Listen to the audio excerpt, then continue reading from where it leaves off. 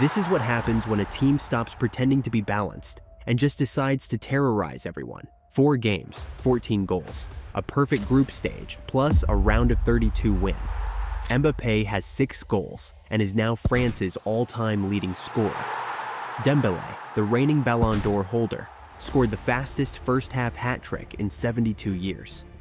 Olise has 5 assists in 4 games, chasing Pelé's all-time single World Cup record of 6. And Doué, the 21-year-old Golden Boy winner, is coming off the bench and scoring like it's nothing. Before this World Cup started, everyone said France were favorites.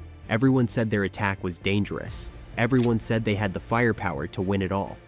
But this is something else. France aren't just favorites anymore. They're exactly what every team in this tournament was afraid of. And they're only getting started. Let me walk you through the numbers, because they genuinely don't make sense.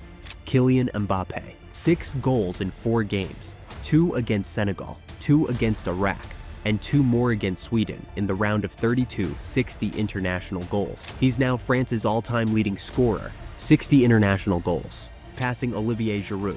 He has 18 World Cup goals, just 1 behind Lionel Messi's all-time record of 19. But here's the terrifying part. Every one of his 6 goals at this tournament has come as a brace. That honor belongs to Ousmane Dembélé. The Ballon d'Or holder scored 4 goals in this group stage, 1 against Iraq, 3 against Norway. That hat-trick took him 32 minutes. It was the fastest first-half hat-trick at a World Cup since 1954, when Austria's Eric Probst did it in 24 minutes against Czechoslovakia. He's the first player to score a first-half World Cup hat-trick since Oleg Salenko in 1994. Only the 3rd Frenchman ever to score a World Cup hat-trick, joining Just Fontaine and Mbappé himself. And he's doing it all while playing a role nobody expected. Under Luis Enrique at PSG, Dembélé was transformed from a frustrating winger into a central threat. A false 9 who can drift, create, and finish. That version of Dembélé won the Champions League, won the Ballon d'Or. And now he's bringing that exact energy to the World Cup. But we're not done, because behind Mbappé and Dembélé, there's Michael Olise. 5 assists in 4 games. He's 1 assist away from equaling Pelé's record of 6 assists at a single World Cup, set in 1970. He's 24 years old, playing on the right wing for Bayern Munich, cutting inside on his left foot, creating chances at will. And somehow he's still being overlooked because of the names around him.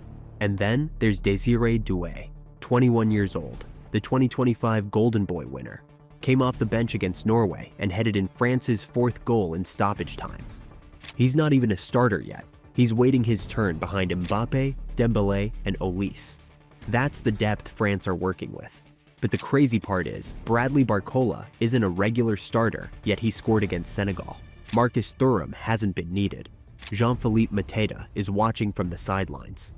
Ryan Cherki, Manchester City's 23-year-old playmaker, hasn't even featured yet. This French team has 7 world-class attacking options, and France are scoring 14 goals across 4 games, a tournament high, without breaking a sweat. Here's the problem every opponent faces when they play France. You can't double-team Mbappé, because if you do, Dembélé will destroy you. You can't sit deep and try to absorb pressure, because Olise will find the pass that unlocks everything. You can't press high and try to disrupt their build-up, because Mbappé's pace will kill you on the counter before you even recover your shape. There is no good answer. And that's what makes this France team different from the ones we've seen before. In 2018, France won the World Cup by being solid, controlled, pragmatic. They let teams come at them, soaked up pressure, and hit them on the counter with Mbappé's pace. It wasn't beautiful, but it worked. In 2022, they reached the final the same way. Defensive structure first, Mbappé as the sharp tip of the spear. Survival football dressed up as winning football. But this France, this is something completely different. They're not surviving anymore, they're hunting. 14 goals in 4 games, with 3 or more in every single match. They scored 10 total in the entire 2022 group stage. They've matched that already, and they haven't even faced a knockout opponent yet. CBS Sports put it perfectly after the Norway game. This is a decidedly different France than the teams that have come in the past 2 World Cups. In 2026, this is a new angle on French football. It's fun. Fun, that's the word. France are actually fun to watch now. And that should terrify everyone, because when you have this much firepower, when you have this many players who can hurt you, when you have a Ballon d'Or winner and France's all-time leading scorer and the tournament's joint top assister, all in the same front line, you don't need to survive, you just need to show up. And France are showing up. Let me take you through the 3 games, because the progression tells the story. Game 1, France 3-1 Senegal, New York, New Jersey. This was supposed to be a test. Senegal are a quality African side and the current AFCON champions. Edouard Mendy in goal, Kalidou Koulibaly marshalling the defense. A team that knocked out Ecuador at the last World Cup. France dismantled them. Mbappé opened the scoring in the 66th minute with a low finish after a brilliant pass from Olise. That goal tied Olivier Giroud's all-time France record of 57 goals.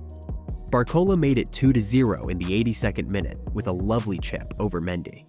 Senegal pulled one back through Ibrahim Mbaya in the 95th minute. But then Mbappé sealed it.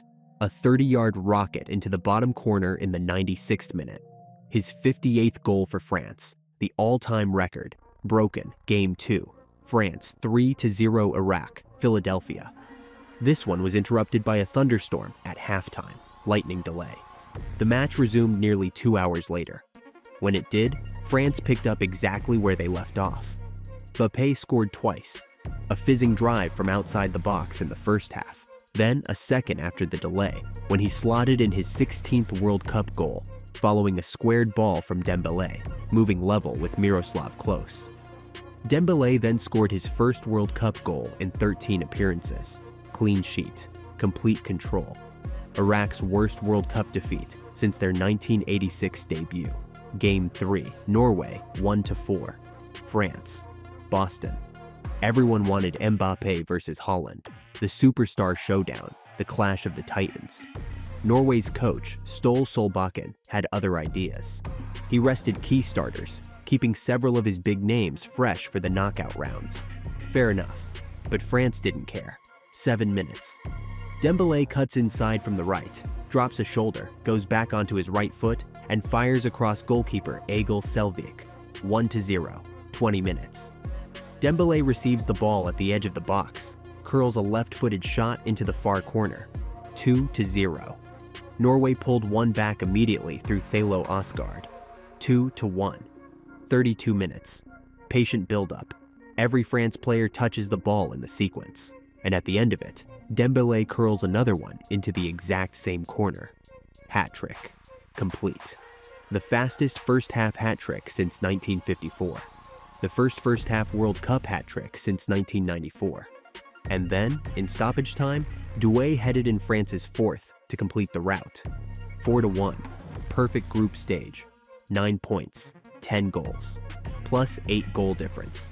One of only 3 teams to finish with maximum points, alongside Argentina and hosts Mexico. France aren't just winning, they're dominating. So where does this leave France in the tournament? They won the group. That means they're on the favorable side of the bracket. Round of 32, Sweden, a third-place team from Group C who sneaked through. France handled them comfortably, a 3-0 win at the New York, New Jersey stadium. Mbappé scored either side of halftime, both set up by Olise, with Barcola adding the third. Round of 16, Paraguay, and this is the shock of the tournament. Everyone expected Germany here, but Paraguay knocked the 4-time champions out on penalties after a 1-1 draw in Boston. Goalkeeper Orlando Gil, the hero. So instead of a heavyweight clash, France get the great survivors of this World Cup on July 4th in Philadelphia. Quarterfinal, Canada or Morocco in Boston on July 9th. Semifinal and final still a long way off, but the bracket has opened up around France in a way nobody predicted. Let me compare them to the other favorites. Argentina have Messi, 6 goals in 3 games. He's hunting for the Golden Boot and another World Cup, but Argentina are relying on him heavily. When Messi doesn't score, they look less convincing. England beat Croatia 4-2, then drew 0-0 with Ghana. questions remain about their consistency and their ability to break down deep blocks. Brazil are solid but not spectacular, still waiting on a Neymar moment that hasn't come. Nobody's scaring France on paper right now. Spain haven't conceded much, which is impressive, but they've been controlled rather than explosive. France have multiple match winners. That's the difference. Mbappé can win a game on his own, so can Dembele. Olise can unlock any defense. Doué can come off the bench and change everything.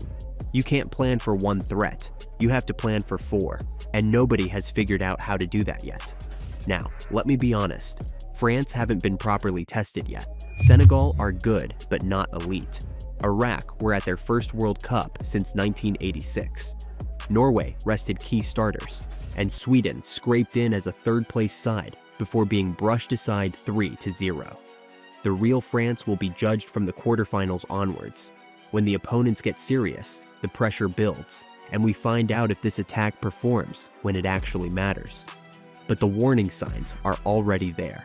Every team watching France is asking the same question. How do you stop them? Dembele said it after the Norway game. They want to win every match, but stay focused, because what comes next matters more. Guy Stéphane, standing in for Deschamps after the death of his mother, echoed it. France did what they needed to do. France aren't celebrating yet. Next up, Paraguay on July 4th. Lincoln Financial Field, Philadelphia. And after that, whoever survives. France currently have it all. A perfect group stage and a round of 32 route. The best player of this generation. The Ballon d'Or holder, the tournament's top assister.